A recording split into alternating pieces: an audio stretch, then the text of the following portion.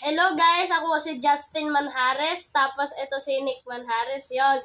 Tapos gagawa po kami ng business gamit ang Canva. So gagawa po kami ng e-book. Wow, maganda yung e-book. So guys, ipapakita sa inyo ni Justin kung paano ko siya tinitraining. So ako yung trainer niya sa paggawa ng e-book gamit ang Canva. Okay, guys. So panoorin nyo to guys.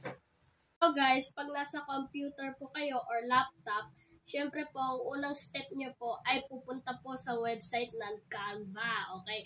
Tapos, kailangan nyo po mag-sign up po doon para, syempre, may account po kayo. Masisave po yung mga ano nyo po, ginawa nyo po.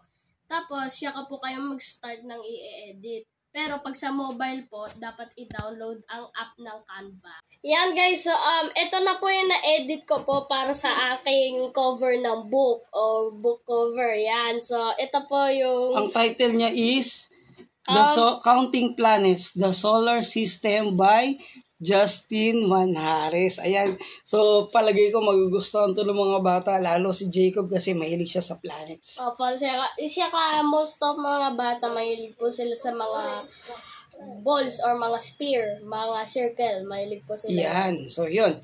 So, guys, panoorin nyo yung mga susunod namin na video, yung buong e-book na gagawin namin ni Justin. At guys, kung gusto nyo po mag-start ng business, ito po yung gawin nyo po.